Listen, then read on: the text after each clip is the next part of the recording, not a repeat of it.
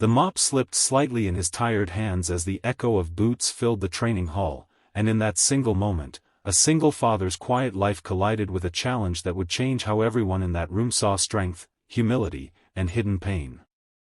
He was only there to clean the floor, to erase footprints that never noticed him, but fate had other plans for the man who had already fought his hardest battles far from any spotlight.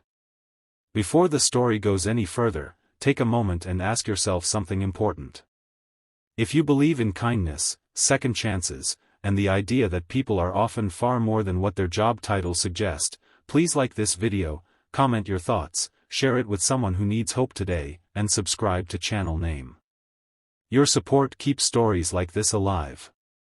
He was known to most as just the janitor, the quiet man who arrived before sunrise and left long after the last lights dimmed. His uniform was always clean, his movements careful, almost respectful of the space around him. He never complained, never asked for attention, and never spoke about his life unless someone asked directly. What no one saw was the weight he carried home every night, the weight of a small apartment, unpaid bills, and a young child waiting for him with sleepy eyes and a hopeful smile. Years earlier, life had stripped him down to survival. His wife had passed after a long illness that drained not only their savings but also the light from his days. Overnight, he became both mother and father, provider and protector. Dreams of a different life disappeared as reality demanded rent, food, school fees, and endless patience. He took the janitor job because it was stable, honest, and allowed him to be home in time to tuck his child into bed. Pride was a luxury he could no longer afford. The military training facility where he worked was known for its elite units, especially the female commando squad that trained there. These women were disciplined, powerful, and respected. They moved with confidence, their bodies honed by years of intense preparation. To them, the janitor was invisible background, like the walls or the floor he cleaned. They nodded politely at most, never imagining that the quiet man pushing a cleaning cart had a past shaped by far harsher training and deeper loss. What they did notice, though, were small, strange details. The way he moved without wasting energy. The way he carried heavy equipment with ease, never straining. The calm in his eyes, a calm that didn't come from comfort but from endurance. It sparked curiosity, then amusement, and finally a careless idea born from boredom after a long training day.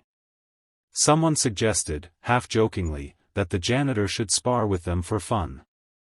Laughter followed, light and harmless on the surface, unaware of how close it was to reopening old wounds. When the idea reached him, it landed heavier than expected. He felt the familiar tightening in his chest, memories stirring of a life he had buried for the sake of his child. He had once trained at a level where mistakes cost lives, not points. He had once worn a uniform that demanded everything from him. But that chapter had closed the day he chose fatherhood over combat, stability over glory. Still, the request lingered, challenging not his ego, but his fear of being seen again. He agreed, not out of pride, but out of respect. Respect for the discipline he recognized in them, and respect for himself, for the man he used to be and the man he had become. The room changed the moment he stepped onto the mat, no longer pushing a mop, no longer blending into the background. His posture shifted subtly, like a door quietly closing behind him.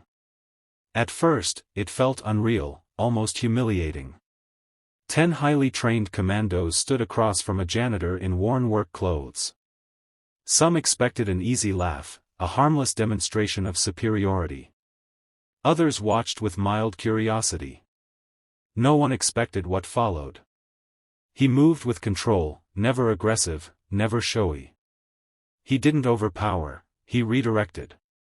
He didn't strike to impress, he neutralized to protect.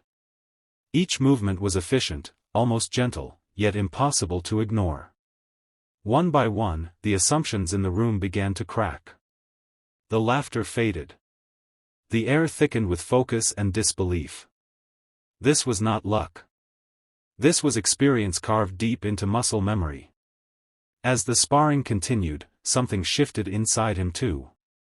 Not arrogance, not bitterness, but release.